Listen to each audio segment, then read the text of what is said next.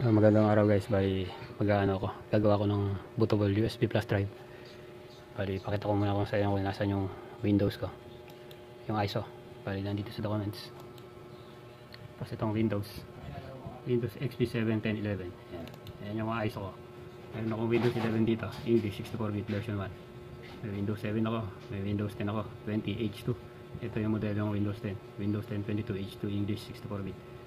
Tapos meron din ako Windows 11 Consumer Edition version 23H2 updated September 2024 64-bit. Bali yan. Tapos ito yung installer ko ng bootable. Yan setup nya. Bali ito siya. X ko lang itong hard disk opener ko. Bali ito siya. Double click ako. Kahit one click lang pala. Yes. Bali yan yung Hasleo window to USB.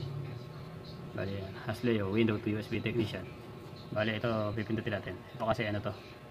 Pagka ito pinindot nyo, yung USB nyo magiging ano yan. Kailangan yung USB mo mataas, mga 32 gig. Magiging main program yan. Parang ganito, yung pwede mo lagyan na laro. Microsoft Office. Ito kasi gagawin natin bootable Windows. Para pagka may hard disk tayo, ito gagamitin natin USB. Ito kasi, pagka wala kang hard disk, basta may USB kang na-install mo to, iyan ang pinaka-program mo, main program. Kahit walang hard disk, gagana yan, USB lang. Bale, ito pipindutin ko, gagawa kong bootable. Click lang. Tapos dito sa umpisa, select installation source. Hanapin yung ISO, siyempre, click nyo yan. Browse na browse. Tapos punta tayo sa documents. Tapos ito yan, nandito yun sa Windows eh. Bale, hanapin natin yung Windows 10 22 H2 64-bit. Yung Windows 11 kasi hindi compatible sa computer ko. Bale, ito gagamitin ko.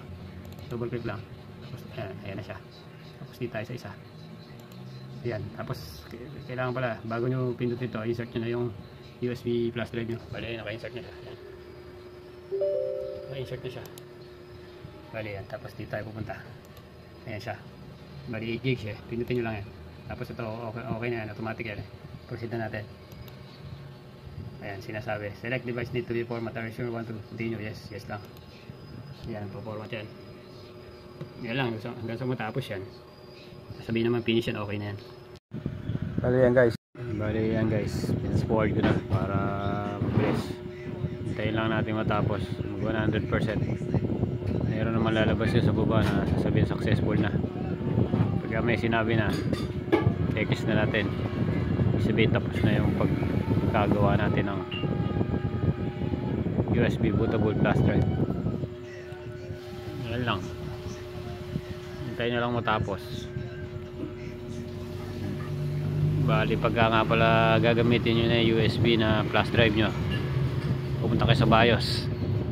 Kasi ang computer ko kasi Dell Optiplex. Punta kayo sa BIOS F2 para mapunta sa BIOS. Dito sa Dell Optiplex F2 para mapunta sa BIOS. Pag nasa BIOS na, siyempre punta kayo sa boot sequence. Tapos i-uncheck nyo yung hard disk. Tapos i-check nyo yung USB lang. Ganun kasi dito eh.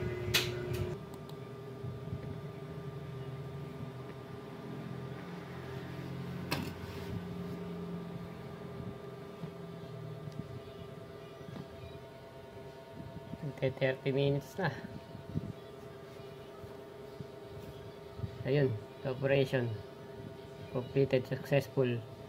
Inabot ng halos 30 minutes.